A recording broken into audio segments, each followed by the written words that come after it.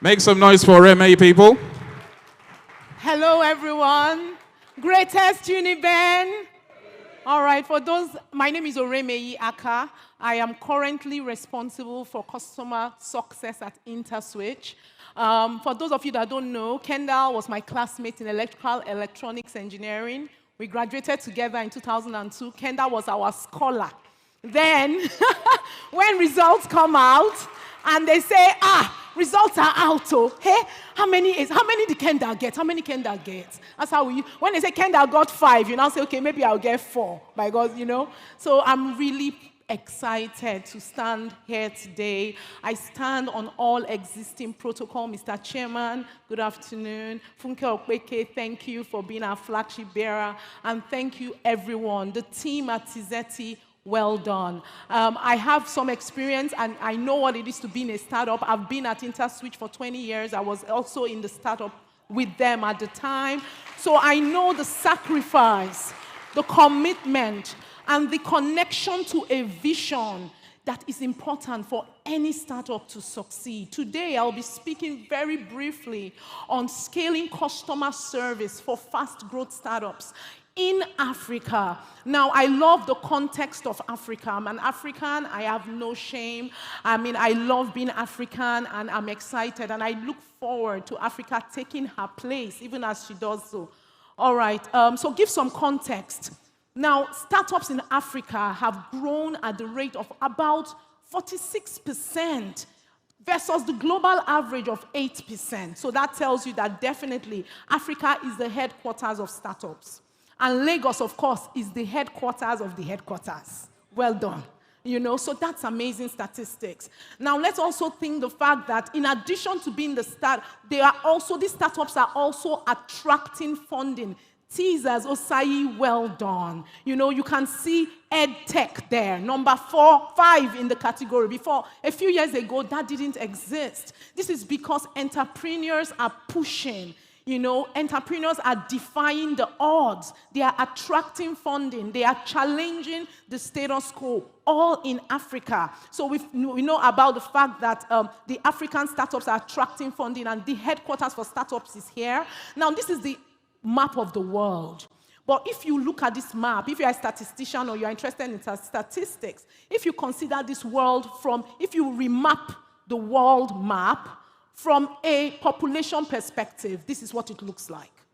Africa is the green bloated one there. You can see America is lean, Australia is almost just a line, right? Japan, you know, you can't see, Europe is tiny. This is looking at the world from a population perspective, because globally, Africa will account for the highest population of people, young people, by the year 2050. We can already see that today.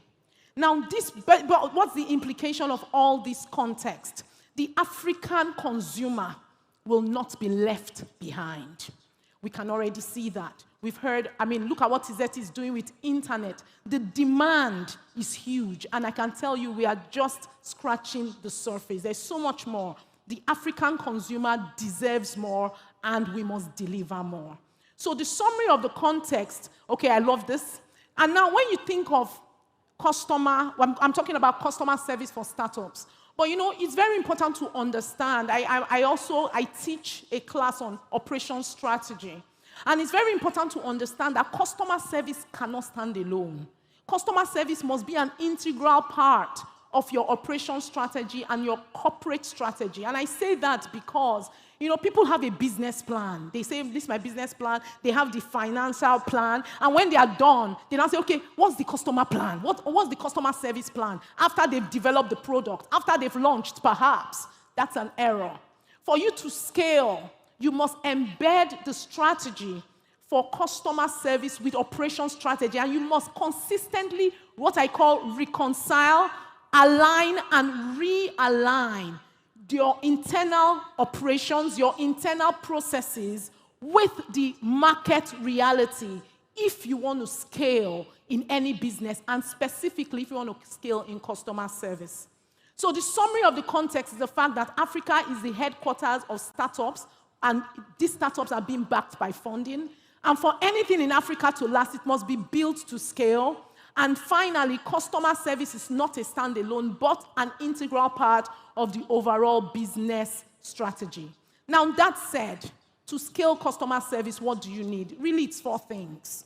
Number 1, you must have your processes in place, your platforms and enabling technology, your people, and the last, which I've spoken about briefly, constant reconciliation. Now, when I say processes, different strokes at different levels of maturity. For example, when we started Interswitch 20 years ago, reconciliation was using an Excel sheet, and it worked. Why? Because we were processing 5 transactions per day. Per month, we're processing 20 transactions per month. Today, we are processing over 900 million transactions. There is no way you can use Excel. But at that time, if you had taken technology, let me pay for this technology, you will waste money, you will waste time, because you'll be using a hammer to kill an ant. So I always say technology must be in alignment with where you are at that point in time. So if you are a startup, say 0 to 3 years, you don't need the technology that Amazon is using. That's not the, you just need what works. What is very important for an early startup is for you to define the process. Again, from the customer side, it may mean a manual writing down. You know what? Any automation you plan to do, people get carried away with technology automation, and it's good. But sustainable technology is built on details. So you must get into the details. You must roll up your sleeves, define what is that process. Customer, I want to serve the customer. How, for example, I want customer, you are selling data like Tizeti is. They're giving access to the internet. Okay, customers want to buy. If it's a one-man, not a company, maybe just me, I'm buying for my house. How can I access it easily? How can I pay easily? If my payment fails, how can I ensure we tell customers this is how to get your money back?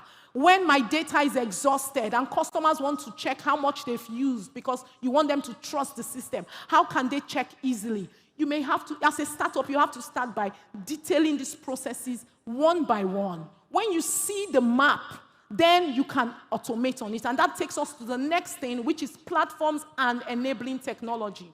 This is never first. It must come on the back of the details that has been done. And again, as I said, for a 0 to 3, a startup that is in yet 0 to 3, what the technology you need at that time, the level of automation is different to the one that is maybe 3 to 6 years. Of course, it's great to plan for the future. But as a startup, and I keep emphasizing in Africa, where we don't have money to throw away, where we are not in Silicon Valley, and so you don't have the, you don't have largesse to just say, oh, I can afford to pump money in and I'll start making money later in life. I can assure you, if that's what Tizeti was doing, we may not be here today. So when you are thinking of your platforms and enabling technology, it must be relative to what applies to you at that time, still making provision to scale into the future.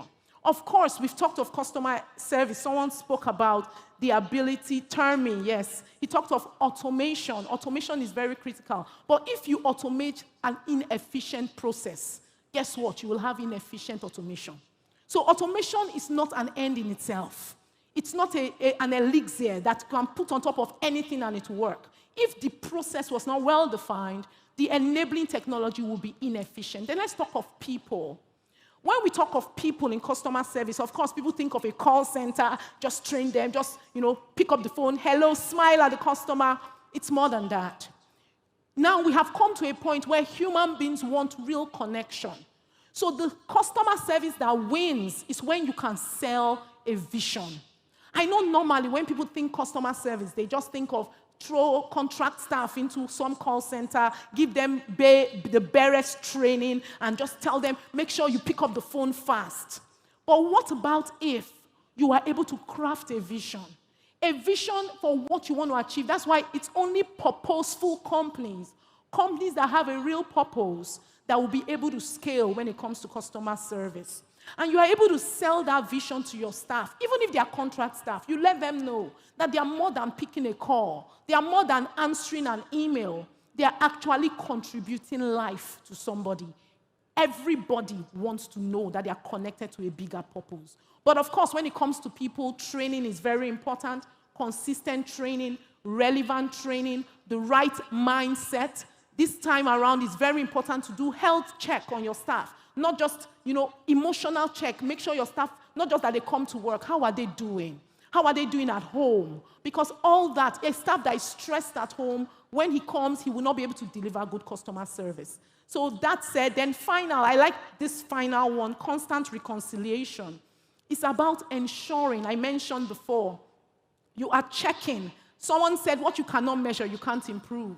You are checking what is the impact of my service on business. Customer service should not be a cost center. You can actually use it to drive revenue. It can actually be a strategic lever that you use to sell, right? So you at every point in time, you must be checking what are the numbers coming out of my service area. And don't just think customer service from when customers have a problem.